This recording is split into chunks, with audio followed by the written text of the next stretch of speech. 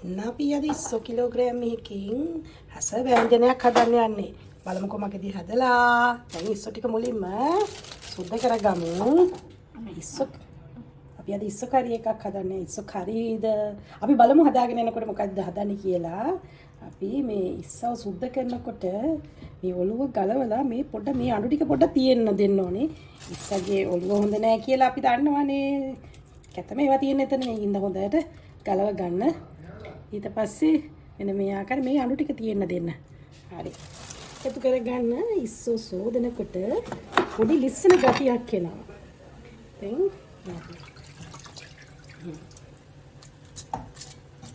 ටික ඔලුව කරවලා එහි දාලා හොඳට හොදගත්ත ඉස්සෝ ටික මේ ආකාරයෙන් පලා ගන්න. ඔබට කතර පාවිච්චි කරන්නත් පුළුවන්.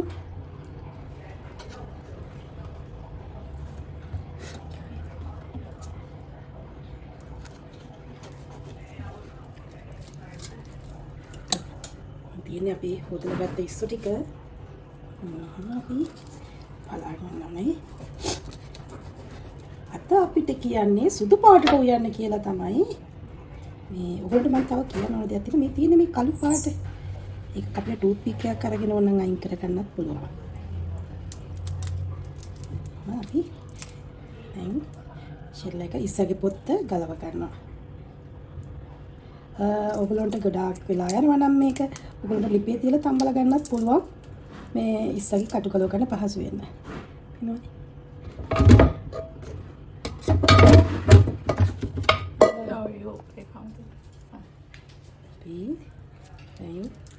ඉස්සගේ ෂෙල් ටික ගලවලා මේ අන්තිම ටික ගලවනකොට අපිට මේම ස්ලයිඩ් කරන්න පුළුවන්. මෙහෙම පුල් කරාම එනවා ලස්සනට.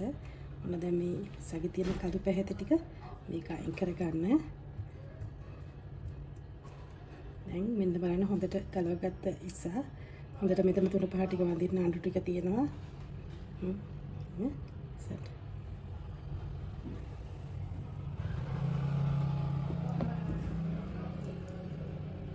අද ඉස්සෝ හදන්නේ සුදු පාටට වෙන්න. මේ මෙතන කිලෝ එකමාරක් විතර තියෙනවා.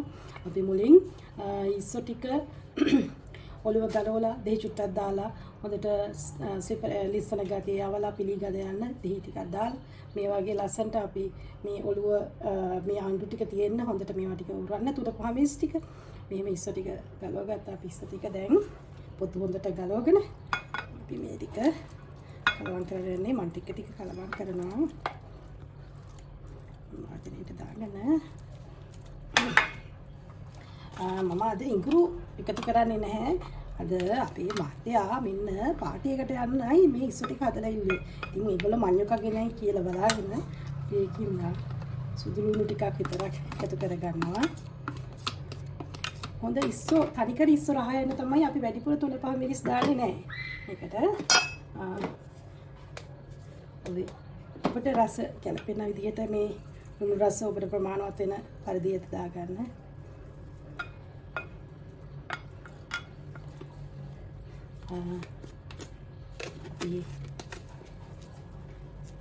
ගම්බිරිස් කෝස් ගම්බිරිස් ගන්න මේකට සිංහල අය කැමති ෆයින් ගම්බිරිස් එකට වඩා කෝස් ගම්බිරි එකට අපි සිංගප්පූරුවේ හිටියත් ඔයන්නේ අම්මලා වංගෙඩියේ දාලා කොටන ගම්බිරිස් තමයි.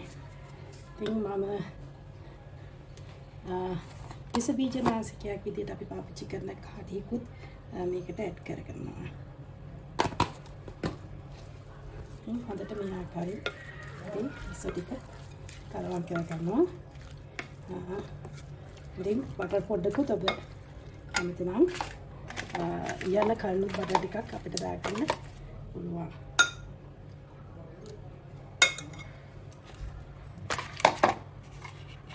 අපි බටර් දාලා තමයි පස්සේ හදන්නේ. දැන් තමයි ටිකක් එකතු කරනවා.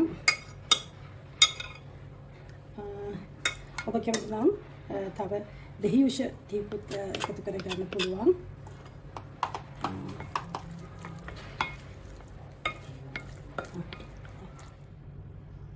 වැඩිපුර එක එක ಜಾති දාන්න නැතුව ඉස්සෝ රසම එන විදිහට සුදු පාටට කන්න තමයි අද අපේ මහත්තයාට මේ යාළුවොත් එක්ක කන්න ඕනලා තියෙන්නේ.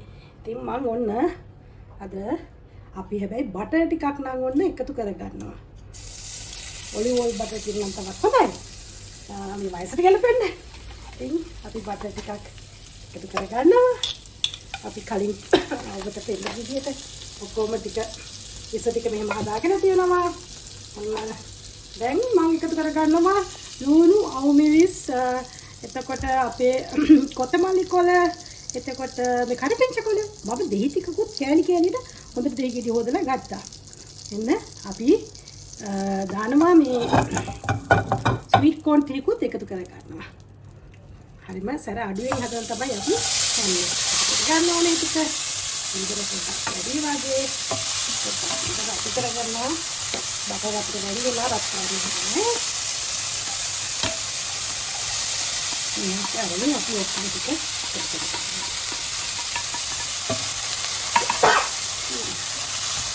ඒක සුවඳක් එනවා.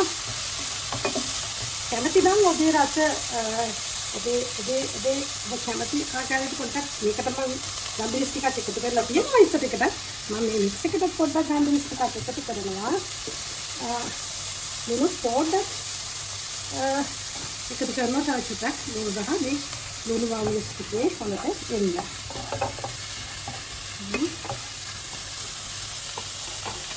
ටිකක් කරලා නම් මම පොඩ්ඩක් බටර් ටිකක් දානවා. වනේ අසල පාට ඉතින් අපි කිලෝ එක අපි එල්ල ගලවලා දෙහි දාලා හොඳට සුද්ධ කරලා ඔලුව අයින් කරලා ෂෙල් එකත් අයින් කරලා ගස්ස ගමන් කටට දාගන්න පුළුවන් විදියට තමයි ඔන්න ඉතින් අපි ඉස්සෝ ටික සුද්ධ කරලා තියෙන්නේ. ටික දාගෙන මේ ආකාරයෙන් හොඳට මික්ස් කරගන්න. හරිම රසයි ඉස්සල පාටක් නේද? අන්න අපි එක දවසක ඉන්දියන් ක්‍රමයට හදනවා, ශ්‍රී ලාංකික ක්‍රමයට හදනවා, චයිනීස් ක්‍රමයට හදනවා. ඒකට සෝයා සෝස් දානවා, චයිනීස් ක්‍රමයට නම් ශ්‍රී ලාංකික විදියට නම් ගොඩක් තුන පහ මිරිස් දානවා. ඉන්දියන් ක්‍රමයටත් එහෙමයි.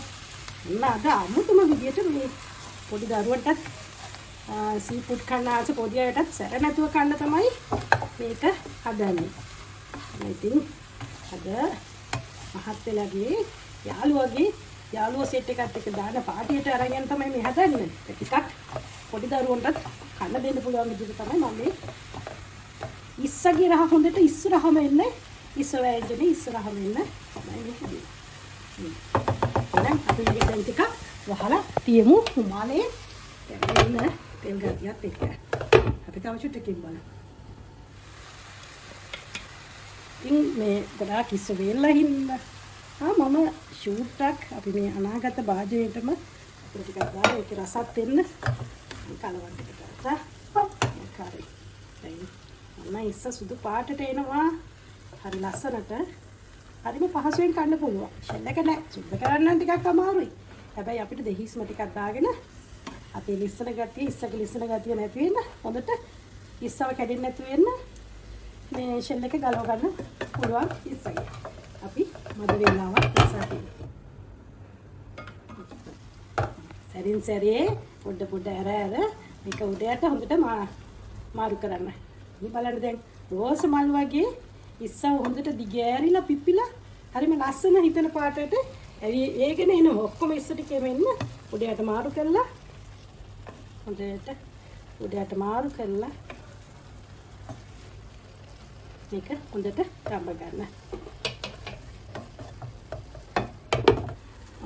අපේ මහත්තයා කියන මේක පොඩ හැදුවා නම් මීට වඩා නම පිපිලායිලු. අද ඉතින් පොඩ්ඩක් පාටියට යන්න චුට්ටක් පරක් වෙලා. ඉතින් මම ඔක්කොම දැම්මා එක සැරේ. මේ පිපිගෙන එන්නේ රෝස මල් වගේ තියෙන්න ඕනෙලු අද අපේ මහත්තයාට. මහත්තයාගේ යාළුවෝගේ පාටියට පේන්න ඉස්ස රෝස මල් වගේ පිපිලා එන්න ඕනෙලු. ඔන්න දැන් ඉස්ස රෝස මල් වගේ පිපිගෙන එනවා. මේ බලන්න හරිම ලස්සනයි මේ. ඉතින් රෝස මල් වගේ පිපිගෙන එනවා. ඔයාලට මං කිව්වනේ අර ඉස්සගේ ඉස්සරහ කකුල ටික කඩන්න එපා කියලා. ඒවට 3-5 ඉරනවා වගේම මේ බලන්න ලස්සනට ඒ කකුල් ටික පිපිගෙන තියෙනවා. ඉතින් මේ ඉස්සා නියම ඉස්සා රස තියෙනවා කහ චුට්ටකුයි බටර් පොඩ්ඩකුයි ගාම්බිරිස් චුට්ටකුයි ලුණු චුට්ටකුයි දෙහි ඇඹුල් චුට්ටකුයි විතරයි අපි තියෙන්නේ වෙන මුකුත් 3-5 වර්ග කිසිම දෙයක් මේකේ නැහැ. ඉතින් රෝ රස ඉස්සගේ හොඳ අමු රස මේකේ තියෙනවා.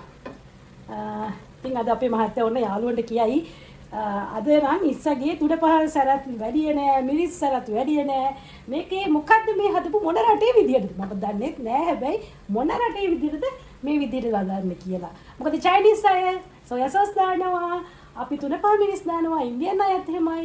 ඉතින් මේකේ ගම්බිරිස් විතරයි ගොඩක් සැරට කියලා දෙයක් තියෙනවා. සමහර විට මං හිතන්නේ ජපනීස් විදියට චුට්ටක් ළඟ ඇති. අපි චුට්ටක් කියලා හදාගමු මේක පොඩ්ඩක් දැන් වතුර බහිනවා තේරෙනවා.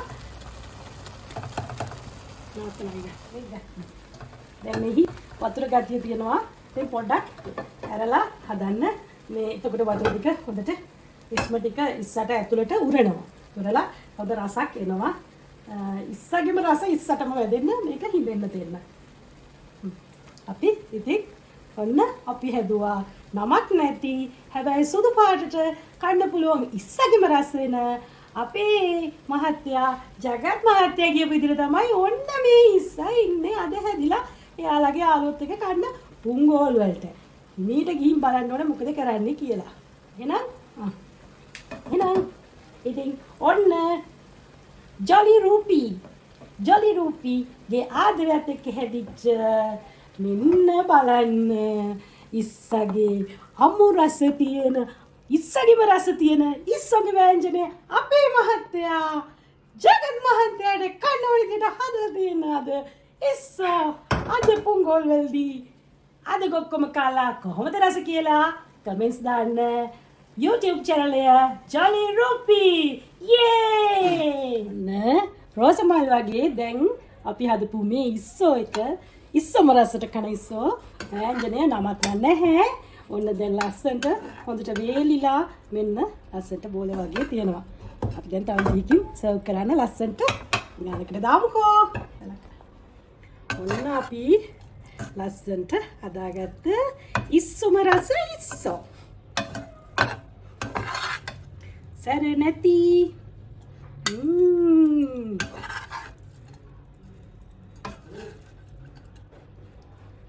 මේ ලස්සනට ඉස්සෝ ටික තියෙනවා. ඔයාලට සර්ව් කරන්න තව ලස්සන වෙන්න ඕන නම් තව ලුණු ටිකක් දාලා කරපිංච ටිකක් දාලා ගන්න පුළුවන්.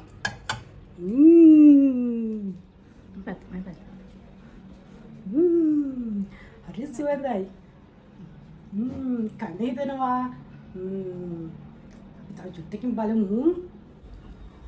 ඔන්න ඉතින් අද අපේ මහත්තයා යාළුවත් එක්ක පුංගෝල් වල දාන යන පාටියට ඔන්න කෑම වර්ග ගොඩාක් හදලා තියෙනවා.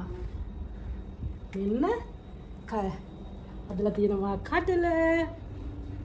පොල් දාලා සුදු ලුණු දාලා වයසට ගලපෙන්න. ඉතින් මෙන්න ලංකාවේ සැවන් වලින් කට්ලට් හදලා තියෙනවා. මෙන්න පුංචි මාළු කපලා ලස්සනට මේ රසට හදලා දෙනවා. ඉතින් මෙන්න ලංකාවේ විදියට තියෙන සිංගප්පූරුවේ පාන් රාත්තලකුත් ඔන්න කපලා තියෙනවා. මෙන්න ඉතින් ඊට ගණන් හැදුවේ මම නෙමෙයි. ඔන්න ඉතින් ලස්සනට රෝස මල් පුකුර වගේ හදපු ජොලි රූපී රෝස මල් ඉස්සෝ මෙන්න මංචුට්ටද රස කරලා බලනවා.